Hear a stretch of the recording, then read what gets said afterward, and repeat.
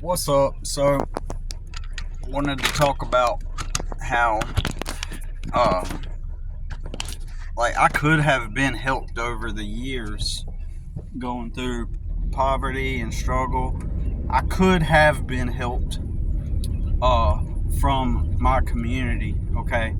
From people that I know, and I'll explain to you what prompted me to think about this, current topic.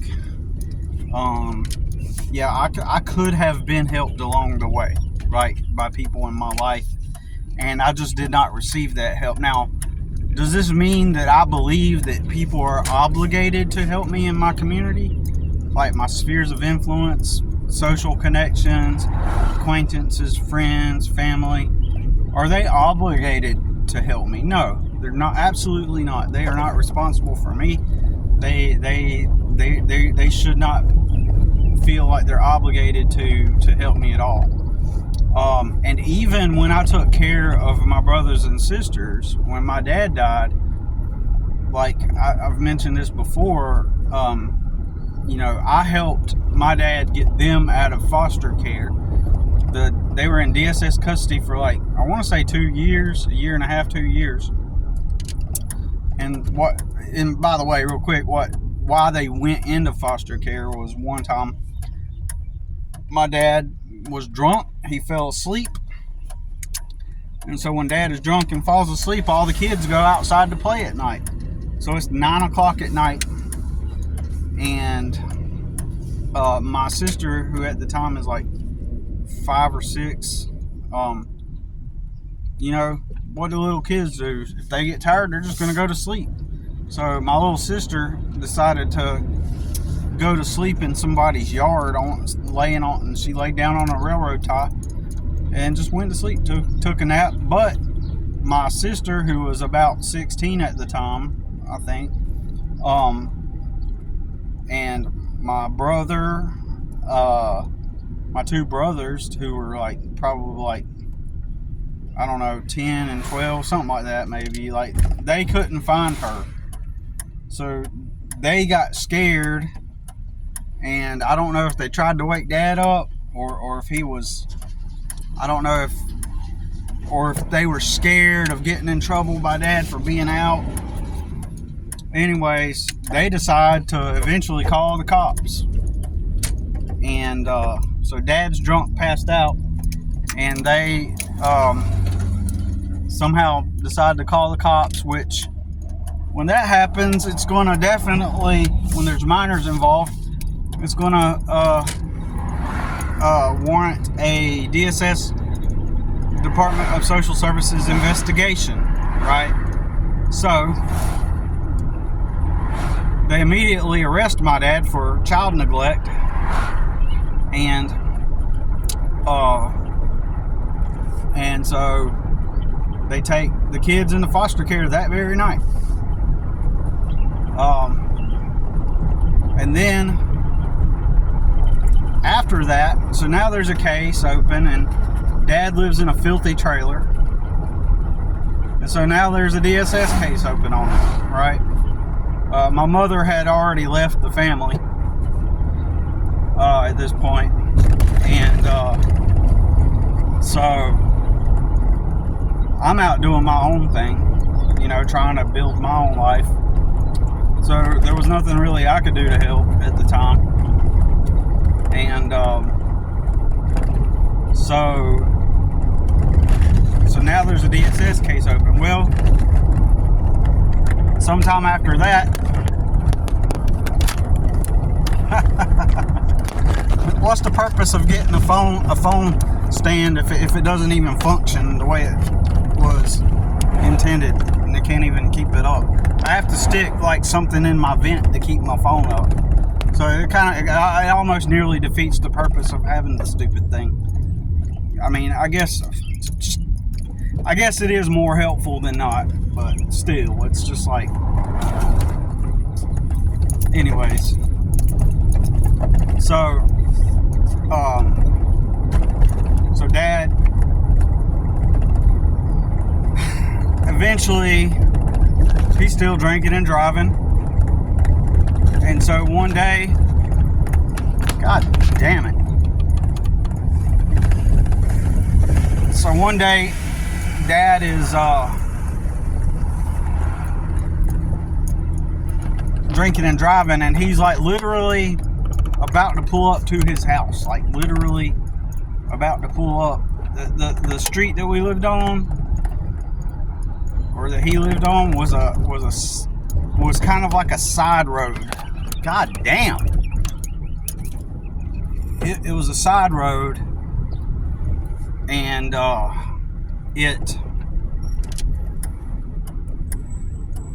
but it was still considered like a main road, like with a name and everything. And so kind of losing my train of thought because I keep anticipating my phone's gonna fall again. But anyways,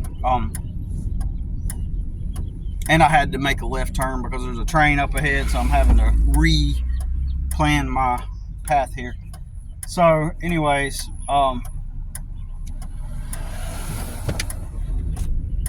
but he's like right at his house, right? And he just happens to have a beer can between his legs. The cop pulls him over, tells him, look, I'm gonna have to arrest you even though you're right here at your house. My dad tries to like talk him out of it, but he has to because he literally has an open container between his legs. So Dad gets arrested, and then he gets his license suspended, right? And keep in mind, all these years, I have been labeled as the one that starts problems in my family. And I'm not even talking about necessarily just my neutral family. I'm talking about my extended family as well, like my grandparents and and other people in the family. Like I'm the instigator. I'm the one that starts all the trouble, and I point out the dysfunction. Back when I did that, right, I would be pointing out the dysfunction, and I'm trying to say this is not right, this is stupid, this is dumb, but I'm always labeled as the one that's the troublemaker, right? When I point out any type of dysfunction in neutral family or in extended family, right? And so then while the kids are in custody, while the kids are in state custody, my dad gets cancer, and so he's coughing up blood, and he's got bone cancer, right? And which eventually ends up spreading to become lung cancer. And on the documented record, it shows that it's Agent Orange, which is basically Roundup. And there's a chemical in Roundup called glyphosate, I think, something like that. And that chemical has been known to cause cancer. And so he was in Vietnam. They would spray that stuff to destroy all the flora, and in order to be able to see the enemy better. So anyways, my dad was a constant smoker, virtually a chain smoker, right? Like, now he didn't light them up one after the other like that, but in general, I mean, he's always with a cigarette, right? Always, right? So I just assumed, because he got lung cancer too, and so I just assumed that the cancer was from smoking, right? But and in my mind, it makes sense that he had Agent Orange. In my mind, it makes sense, but at the same time, it almost like there's a part of me that feels like he would tell the doctors about getting his kids back.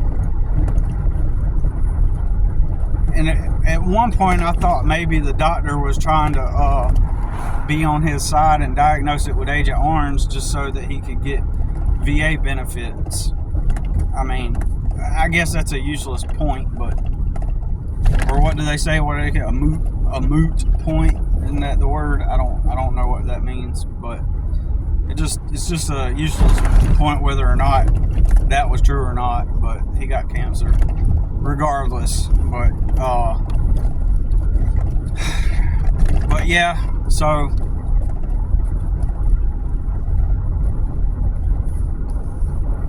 anyways, in order to get them back, eventually the cancer saved my dad. It forced him to have to quit smoking. It forced him to have to quit drinking. It forced him to have to get his act together. He never did it on his own accord. You know, when I was a teenager, I would plead and beg and try to get him to stop.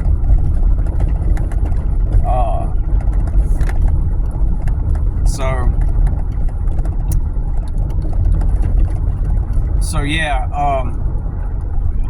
that forced him into it. So, you know, and that begs the question, if it weren't for the cancer and the being sick, would he have stopped on his own? He never did before. You know, but anyways, he gets the kids back. But the only reason why he gets the kids back is because I have a driver's license. And I'm moving into the new house he's able to get due to his VA benefits that he's now receiving since he has the cancer diagnosis as a result of the war. And he's able to use money to get a decent house to rent, and then eventually get the kids back. But they weren't going to give them back unless there was a licensed driver living in the home, and that would be me. So, but that's not the only thing I helped with, without going into all kinds of detail, right? That's not the only thing I helped with as far as that goes. But I helped get the kids back, and then when Dad died, I took care of them. At the time, my mother was still kind of, you know, she had left, and one of the things my mom would do is there was like this teenager, this young girl that was like 15, and just like teenagers, my mother would smoke cigarettes with her, like their sisters, and then they would walk down the street holding hands like kids do, you know, and I remember seeing them do that one time. And then my mom had a cigarette in her right hand and the girl had a cigarette in her left hand, and they're just singing songs, walking down the street, you know. And it's like my mom is unable to view how not cool that is. I legitimately believe that at the time my mother was just vibing with her, right? My mother did not see how bad that was, right? I know people are going to find that hard to believe, but, you know, I legitimately believe that she legitimately could not see that now, you know, looking back. So my mother had some off behavior that wasn't good, and so I would point that out, and people didn't like that, and for a multitude of reasons, I found it in the best interest of everyone that she not come live with us after my dad died. And you can imagine that caused an uproar with my grandmother and everybody else. Like, oh, you're not going to let your mom live with you? It's your mother, right? So, keep in mind, during this time, everyone was focused, after Dad died, on basically, they were focused on trying to get my mother and the kids to go live with each other, and that was what they thought was the best thing. And I think one of the reasons why is because they didn't want to have to take care of my mother. My mother's never been a functional person like in society, right? When she was like a teenager, she worked at the airport, you know, doing like checking in luggage and stuff at the airport, but beyond that, she never became like a functional, you know, person in society. Like, she never went and got jobs. She never ever went to get a driver's license. She's never driven in her life. She is always dependent on others for everything, like to take her places and stuff. And my grandmother said that she had the mentality of a 15-year-old. Her mom said that she had the mentality of a 15-year-old. So keep that in perspective, right? So the kids, they get back out of foster care. One has already become an adult in foster care, and the rest of the three, are like 8 years old, approximately 8 years old, 13 years old, which is my now famous brother, and 16, right? So an 8-year-old, a 16-year-old, and a 13-year-old. So in my mind, my idea is the kids need discipline and structure. They need like a normal type of life, like where there's somebody in their life that shows some common sense and stability and a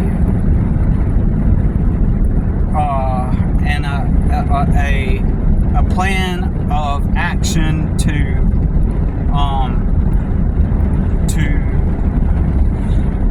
consciously guide them through getting an education and learning to adapt in a healthy way by, you know, finding out what kind of work they're going to do, get through school, learn about community, acquire friends, you know, and, you know, just a healthy stability, you know. And I know some people might point this out and say, well, why were you doing this? Why were you doing this when it's not your responsibility to do any of this? And I can tell you that in a minute. And some people will say, well, you sound like codependent, like, you know, you're trying to be like the rescuer and save your family, which at the time, yeah, I'd agree with that. The best thing was probably for me not to have done that, but I felt that it was the right thing, and I just didn't want them to end up growing up how I did and ending up how I did, right? Like, I knew that nobody cared about them and nobody cared about me, like anybody else in our family. So they wanted the kids, and even my grandmother stated that the kids need to take care of my mother. So these kids who've never had a normal life, they grew up in an alcoholic environment, they've always been poor, they just got out of foster care for 2 years, they need to take care of their mother. Anybody with sense at all, with one neuraptic connection in their brain, can see how stupid that sounds. Those kids were not even in a position at all. Now, let's imagine those kids grew up in a regular environment, right? In a way, I could kind of comprehend that. If the parents were normal and maybe the mom got sick, and,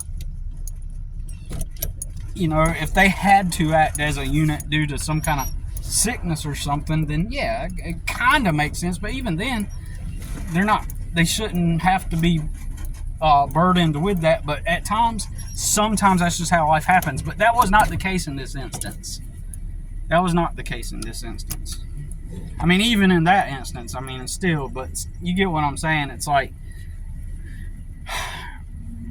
you got adults believing that they should be reunited with their mom, who is completely dysfunctional, and according to my grandmother, has a mentality of a 15-year-old, but the 8-year-old, a 13-year-old, and a 16-year-old should go and take care of that mother, right? So I remained firm on. I seen the kind of stuff my mom was getting into, right, and the type of people she was hanging out with, and I knew that I would have to battle. Let's say I did let my mom come stay with us, right? I knew that I would have to battle.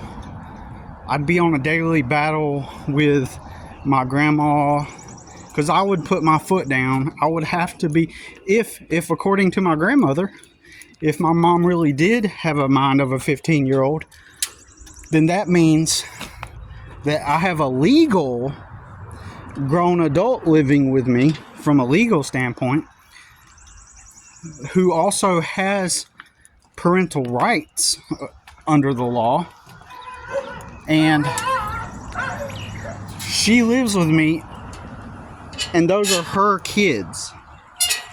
So imagine what that dynamic would be like, where I don't have any legal say in anything. So immediately all the power would be given to my mother to dictate. And if I would have said anything, they would have outnumbered me. They would have called my grandmother. They would have probably, I would assume, gotten the law involved at times, you know. So I took my mother to court. I didn't know at the time how court works. But I went to an attorney about it. I was told the best thing to do is go to an attorney. And the attorney explained to me that I effectively had to sue my mother and get custody. So, he's like, I know you don't want to hear this, but what you're going to have to do, even though it's in the will that you take care of the kids, that will is not a binding legal document. So, since your mom is the legal parent, then you have to basically take her to court and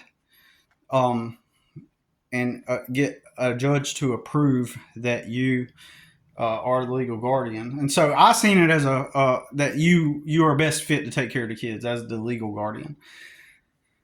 So I go to court and I get custody, right, of the 3 minors. So, you know, if I was in the wrong, then how come? Well, don't get me started on that. Even then, like, those are corrupt places, the courts are. But so I can't even validly, in my opinion, make the argument that just because a judge gave me custody that I'm in the right. You know what I'm saying? If that makes sense, because that's a whole corrupt system. But the judge did reward me custody. And if somebody tried to say something to me about it today, for example, I could tell them, like if some kind of aunt or, you know, a family member wants to try to bring it up, then all I got to say is, okay, well, you know, how come the court, the judge seen me as more fit than my mother, and gave me custody? That's all I got to say.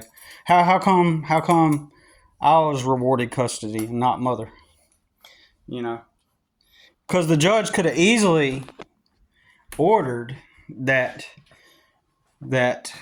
my mom get custody and to get all of the to be in charge over all of the benefits and stuff, right? You know what? I need to go back to the family court and get documentation of that. I'm sure it's on file somewhere, because I would love to see who the judge was in that hearing, because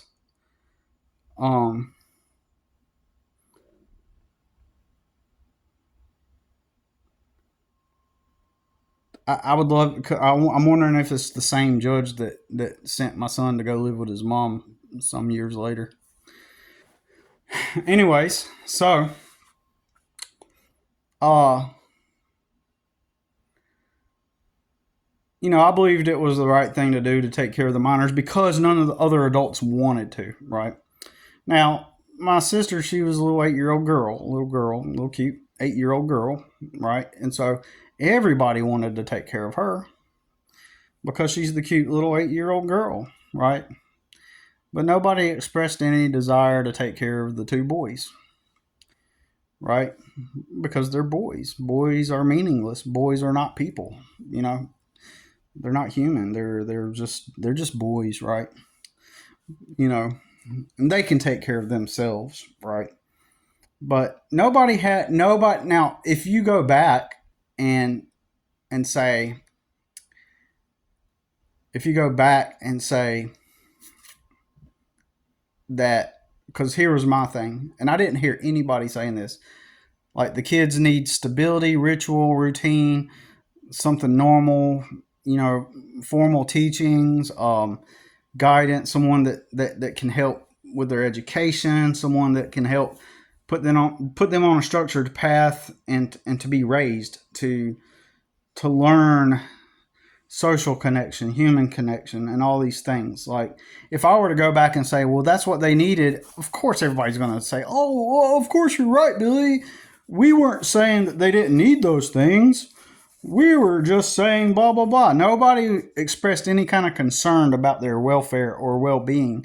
The only thing they were concerned about was they need to live with their mama and they need to take care of their mama. That was the whole gist of it, right?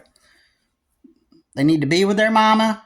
They need to live with their mama, and they also need to take care of their mama. That's the whole. Nobody expressed anything about how they needed an education and they needed a parental figure that would guide them through life and show them like what they needed to do and how to, how to work and how to all that stuff. And again, of course, they would go, "Oh, well, we agree with that," but they're also saying that they needed to go live with my mother. Was my mother going to teach them those things? My mother didn't even drive a car. Didn't never even had her license, right? You know, and just a side note here, over the years, um, I've had to come to an understanding of how and why my mother is the way she is. So I have to perceive her like she's this way because of objective, all the objective observable reasons that are logical. So my mother was abusive to me when I was a kid, highly abusive in some ways. Um, but after comprehending how she functions, um, and what her intentions are, and it's almost like not to. It's almost like you have to view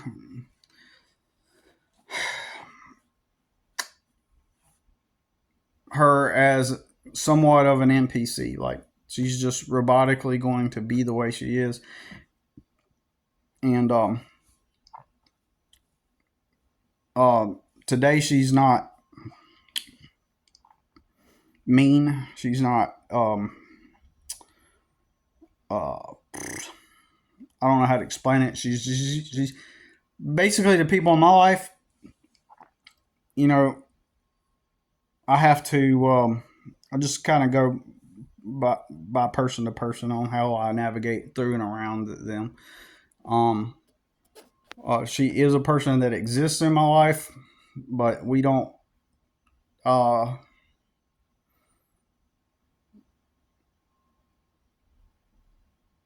we do have a relationship, but it's a um, it's not a psychological enmeshment. It's not anything codependent or dysfunctional at this point, if that makes sense. Um, there is, just admittedly, there is some economic enmeshment at times.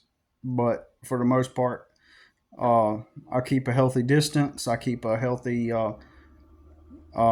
boundary with people in general. And as another side note, I will say this too: when you're dealing with dysfunctional people and you exert a healthy boundary, or you exert a healthy when you exert a healthy boundary around certain people, some people are demented, they're mental, and so they have to, something within them feels like they have to challenge that boundary, if that makes sense. Someone like my brother, like, if, because people that see healthy people that have healthy boundaries, they can't stand them. They can't stand the people that have a healthy boundary and know their worth, and are content from within and confident with themselves. Like, unhealthy people can't recognize this, right? And so that's when I say people have attacked me over the years. A lot of that has to do with that, because I exert healthy boundaries. But what has happened is people that have seen me exert healthy boundaries and have just an overall kind of healthy disposition, they can't stand that. And some people are so mentally off that it drives them crazy to see someone that has healthy boundary and is well rounded. It's just that I have been in a weak position, so those people see that I'm a healthy person, healthy boundaries, uh, displaying my talents, abilities, and my personality in a healthy way, and they see that and they can't stand that. And so for those people, it triggers them and makes them want to try to challenge that boundary, or take me down a notch, or attempt to, basically, they can't stand seeing all that, the healthiness, so they got to try to take me down to their level, basically.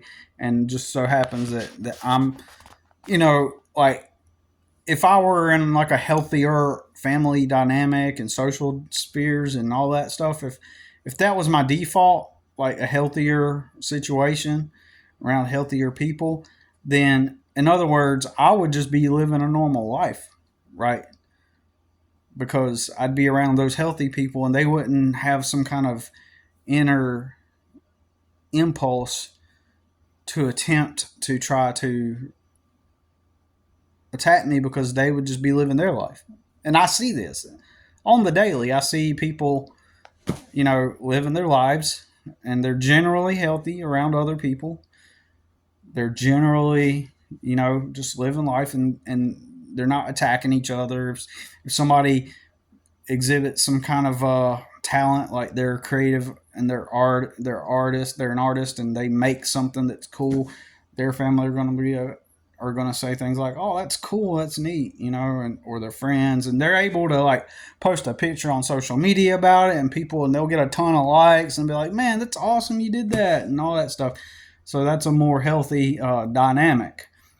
And they're in a safe position because they're surrounded by their community.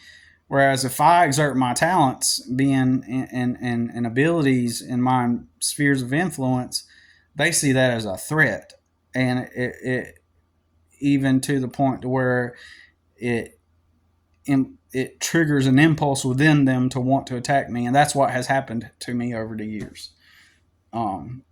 And I haven't been able to transition or migrate into healthier communities, for the most part due to my socioeconomic status and level. And I'm supposed to, if I'm a good person, if I'm a good man, if I'm moral and ethical, uh, I will work at a job somewhere, and eventually it pays me enough to live on. And with all that money that I get to save and thrive on, I build my life up, and then I have the social status through all the money I make uh, to surround myself finally around with healthy people. But since that's all that is just a script and not real, the jobs don't function in the way that they are allegedly supposed to. And so I get stuck in my own social spheres, and the people that are in healthier spheres kind of look at me and they kind of view me as like odd or weird and poor, and so people keep me at a distance. People will be nice to me, but they'll keep me at a safe distance because frankly people don't want they have disdain for the poor. They have disdain for poverty. They have disdain for there's no equality in that sense. It's only about the immediate optics of everything, right? So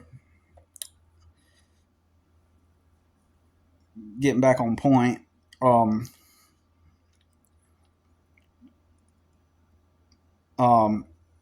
so my main point is, I did all those things and beyond, like without going into all the details.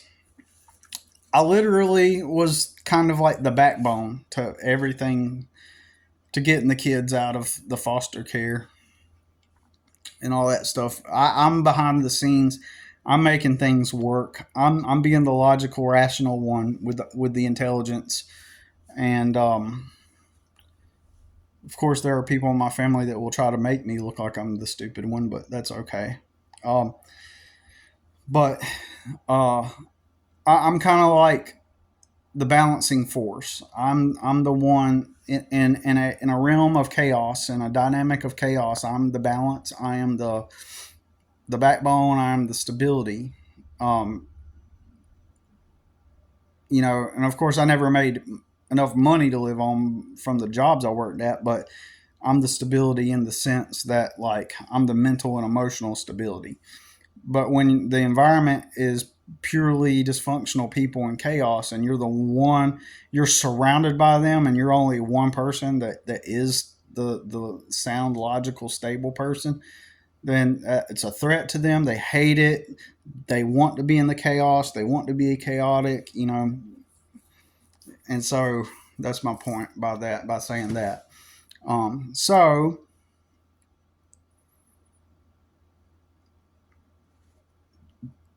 moving forward, the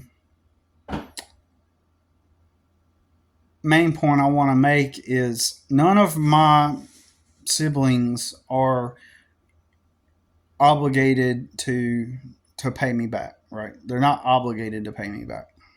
Okay. And when you do an act like that for in this case for your family, for your siblings or whatnot, you kind of got, in a way, you kind of got to approach it from a similar way of how would you raise your kids. Like when after you raise your kids and your kid goes off, turns 18 and goes to work for themselves and they're on their own now, should you as a parent go and say, I did all these things for you, oh, I did all this for you, right? No. Your sole thing as a parent is to let them go out on their own. You do it without any expectation, any return. You do it without any expected return on what you have given to your kids, right? So in the same sense, I should, in the same sense, feel this way toward my brothers and sisters. I should say, well, I did my best to give them what they like. They're oblivious to what I actually did. They're oblivious to that I literally destroyed my whole life and sacrificed and destroyed my whole life so that they can live normal, right? So that they can be stable. They don't even view it that way. They literally don't. Like, they don't view it that way. And I know I'm supposed to be like, approach it from a like, from a sacrificial point of view where I don't expect anything in return. Does that make sense? Like, I should not because it infers or implies that my motive was not with good intentions. Um, right. But the reality of it is, uh,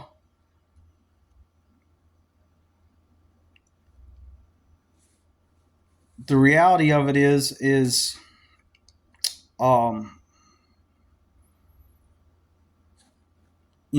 the one brother who got famous, he has totally omitted me from like the family history. So, for example, when he posts a Facebook post, he will say, "None of the adults in my family even tried to come and help us get out of foster care. Nobody even tried to help us." When it is blatantly true that I did, right? Um, and now that he's got fame, he's used it to attempt to exert dominance over me, erase me from any kind of history where I helped out at all. It's when he tells the story like I didn't exist, right, in those stories. If I would have known that I would have received blatant disrespect also, from him, then like that, and he would set me up to be attacked, like, or try to attempt to bully me and things like that. I Once he became famous, I would have just, like, today, like, I don't even want him to die, right? I don't want him to pass away. I want him to endure struggle. That's the way I feel about him. Like, it would be a blessing to him to pass away, right? It would be, but I want him to remain humiliated, and that's what he is. Uh, my sister married into a family, you know, that has money. The 8-year old, she ended up married to with a guy that's got money, and my other brother, he doesn't really make money, right? A lot of money. He works for Amazon, I think, and he has a kid with his girlfriend, and they live together. And I don't think that he's in a position to where he could have helped me with anything at any given time. Um, but but I want to point this out, like, and my famous brother, if he ever, uh, I'm fully aware that when he helps someone out, it's for the ego validation, right? It's for the ego trip that he gets from it. It's from it's from a narcissistic vantage point, right? It's from a narcissistic type of energy, right? But anyways, I have friends, I have family, I have people in my life, all these years, that could have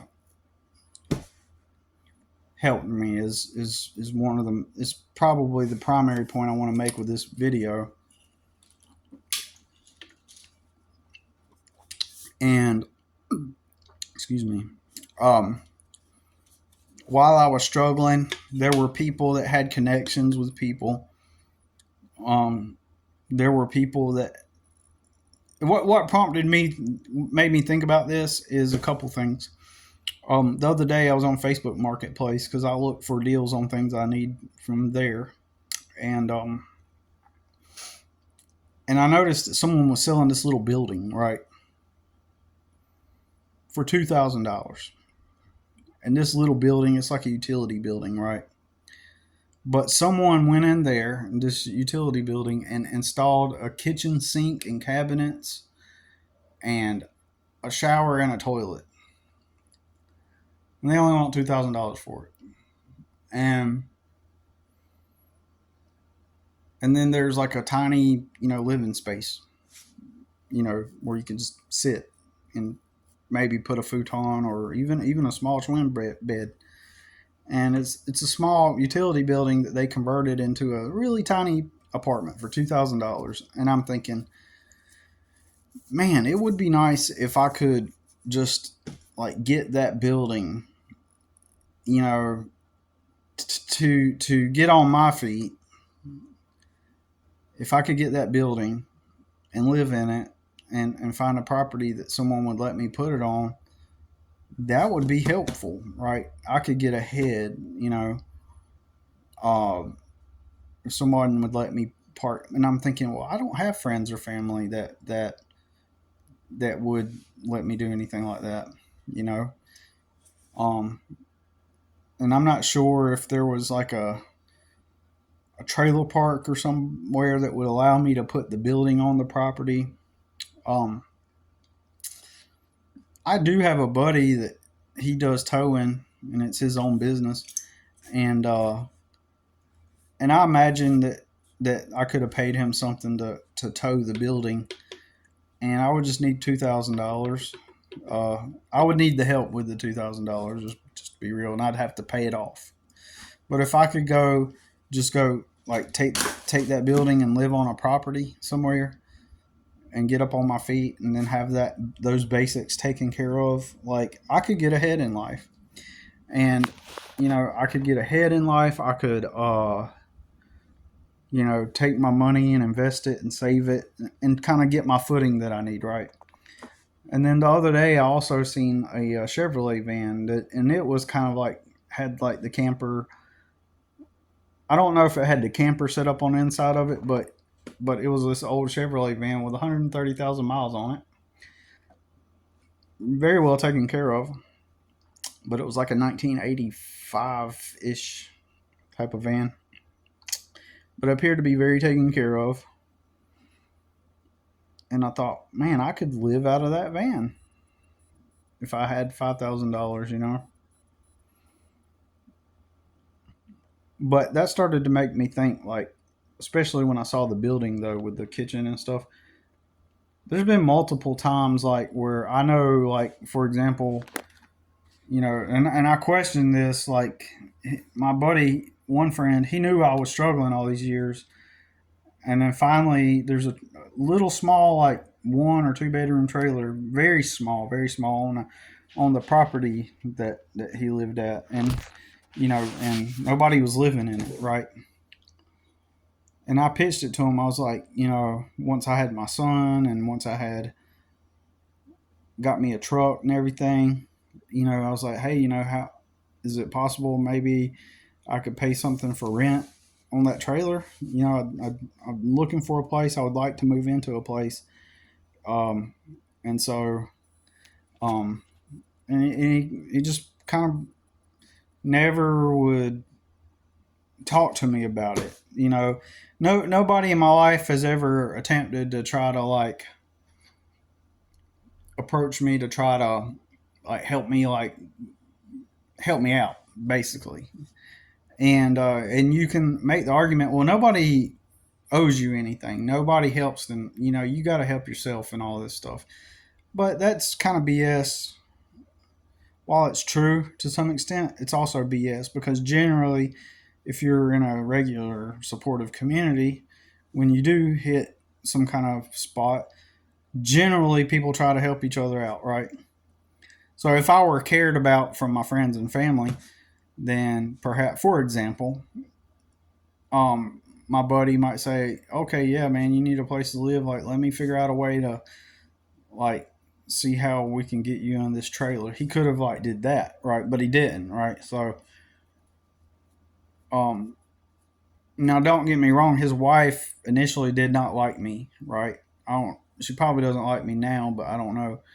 But she, when she met him, uh, she kind of viewed me with disdain, like I was a low life, like I was this poor guy that was weird, and so she pitched a fit, about me and tried to like was saying that I was gonna try to take him to like strip clubs and get him into all kinds of trouble and stuff, and so she didn't like me. She just judged me, but I know it's because I looked poor and I don't look like a normal person, right? Um, and so initially I was going to be like his best man at the wedding, and the way she treated me, like was being towards me, I was like, well, I'm not going to that wedding if that's the way she feels, and he's gonna stay with her or whatever. Then like I don't want to go to that wedding. And I think ever since then, while he's helped me out a number of times, like if I needed my car towed because of a flat tire, he'll come and get me, and then he'll be like, he won't charge me for it, most of the time. Um, but it's a weird dynamic because I believe that because I didn't show up for the wedding, like, um, I kind of, I kind of talked to him, but it's like this weirdness that exists there for me because, like,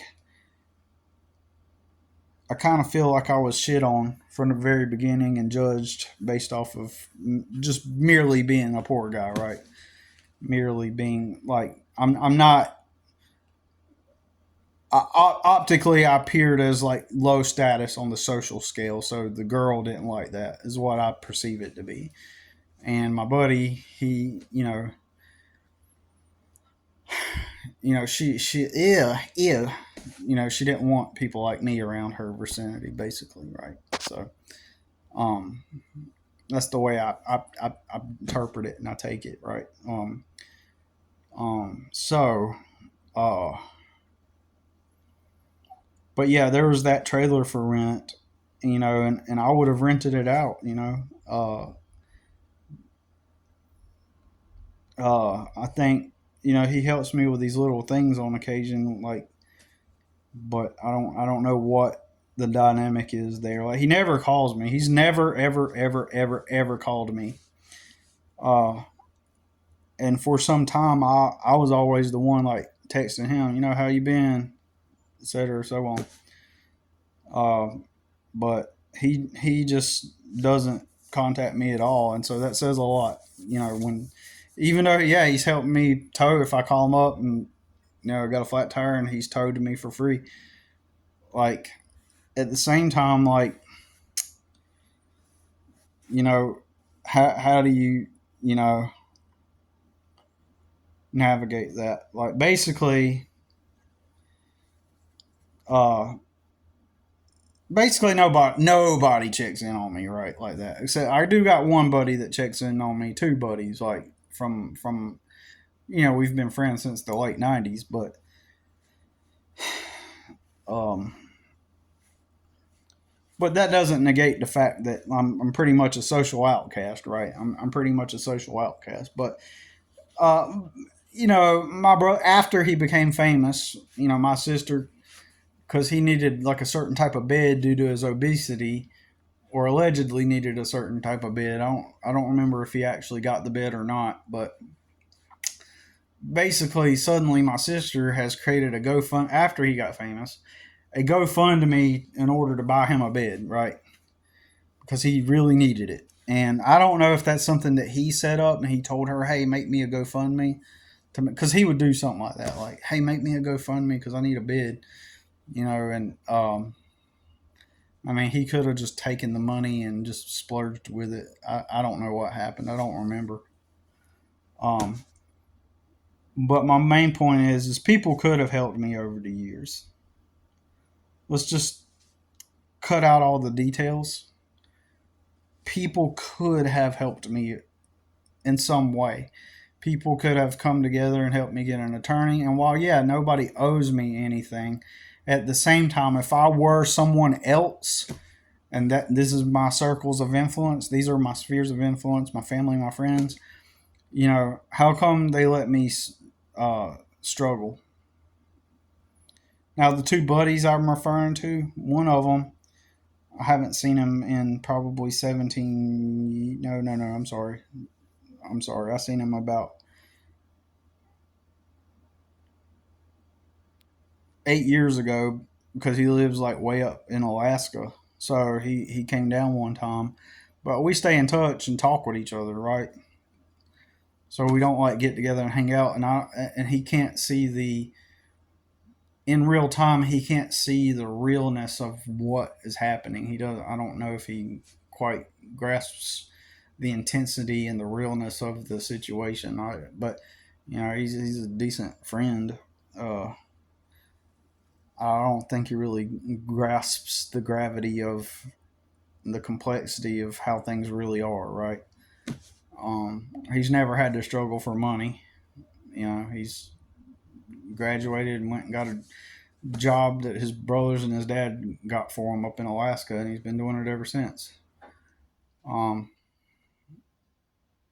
then my other buddy, he lived with his dad for free, and he lives life on easy mode. I've just seen him post a Facebook post where he just got finished paying off his wife's car, so no more car payments. And he's like a high-ranking person on a Navy ship, like one of the top people on an entire Navy ship. So he's doing really well.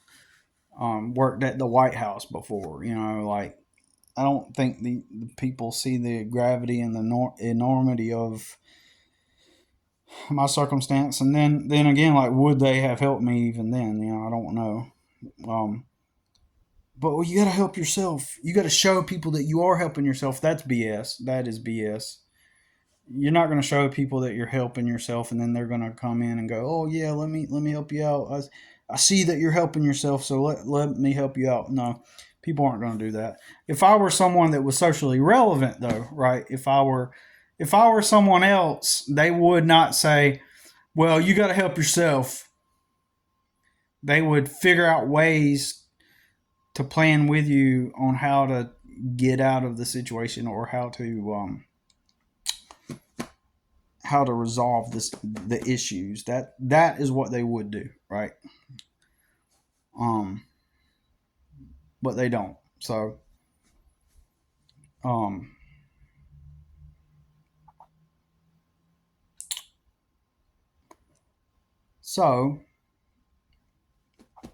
the people in my life could have helped me. Without going into all the details, even though this video was kind of full of some details. Excuse me. People could have helped me out. Like, people could have said, "Well, let me see who I can."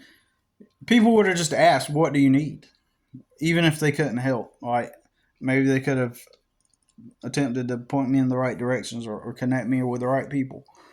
Because I see it all the time. That's my point. I see it all the time. People helping people. If somebody needs something, they got a place to live, blah, blah, blah. Like, if my sister, because she's got a small child and a girl, then I'm assuming that they're going to say, "Hey, I know somebody that's got this place, and they'll let you do this." And, community, just generally helping community. But, I'm not. It just helps me to realize that the term "nobody's coming to save you" does not apply to most people. It's a stupid phrase, but it does apply to me, right? It does apply to me. That phrase does not apply to the majority of people. The majority of people, yes, somebody is coming to save you, because you're gonna fall in hard times. You're gonna get to go back and live at home. You're gonna get to live with your parents. You're gonna have people to come and help you if something happens to you. If you fall into legal trouble, someone's gonna at least attempt to figure out a way to try to help you in some way. But it teaches me that I am on my own, virtually, and then I just have to build my own. I recently watched The Godfather, and it kind of reminds. I'm not saying I'm going to get into crime, but the dude had to literally start out on his own and then build his wealth. And unfortunately, he took the criminal route. And but a lot of the lessons about, like, people are really in those movies. I think it really is. There's a lot of truth in those movies about reality. Anyways, that's all I got to say about it. Just wanted to talk about it, and it's helped me to come to the realization further. I really do have to do this on my own. But anyways, y'all take care.